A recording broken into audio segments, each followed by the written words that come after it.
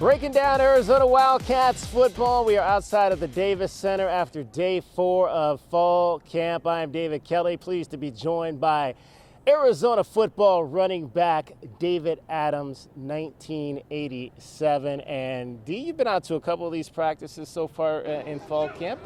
Give me an assessment of what you've seen from this second Jetfish class.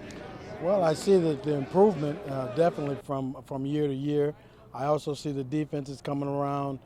Tremendous. Defense is always ahead of the offense this time of year, but the defense is looking a lot better. And offensively, I like what I see with some of the running backs there. They got a lot of speed, and they're trying to make some things happen. And the O-line looks like they're ready to open some holes for them. All right, well, you talk about speed, so let's start with Speedy, Rayshawn Luke. He's a freshman out of Southern California, a kid that's maybe a lot of people think can come in here and immediately help this offense. When you've got a guy with 10.6 track speed on your football team, what can that do for an offense? Well, speed kills. Everybody knows that. And when you got that kind of speed and you can translate it from the track to the football field, you got a hell of a weapon on your hands. And it looks like he's able to do that because he's looking not just fast, but he's looking quick too. So if it gets an opportunity, I think he can make some things happen. Yeah, it's a large running back room, David. You talk about Speedy Luke. You got Jonah Coleman, who's the big back, who's leaned down a little bit since they've gotten him in the weight room. And then you've got the guys that are back from last year. You got Stevie Rocker, you got Michael Wiley, you got Drake Anderson, you got Jared Butler in there. I mean, you've got Nazir Bambata.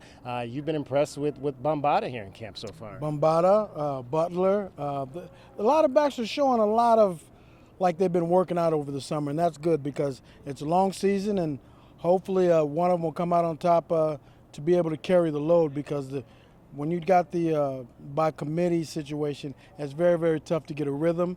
So you need somebody to step up and be able to take the bulk of all the reps, and not just in practice but in the game. How do you navigate a large running back room from being in there, study time, film, and then getting out on the practice and making sure you're taking advantage of your reps? Well, that's what we see. The thing about it is hustle. Hustle is what you really need to do because in the beginning, everybody can run the 4 or 5 yards and stop.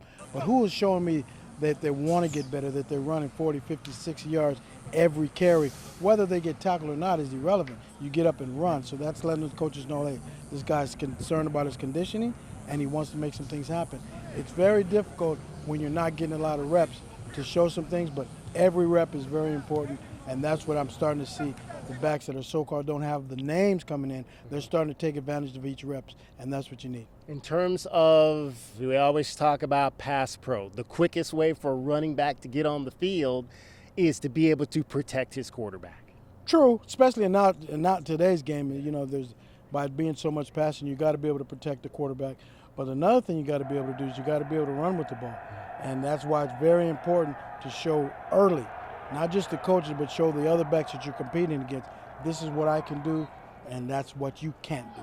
All right, David, it's hot out here, so we're going to wrap this up. I'm telling you. Boy, I started 4 shades lighter. Stay with us here at News 4 Tucson for your continuing coverage of Arizona Wildcats football.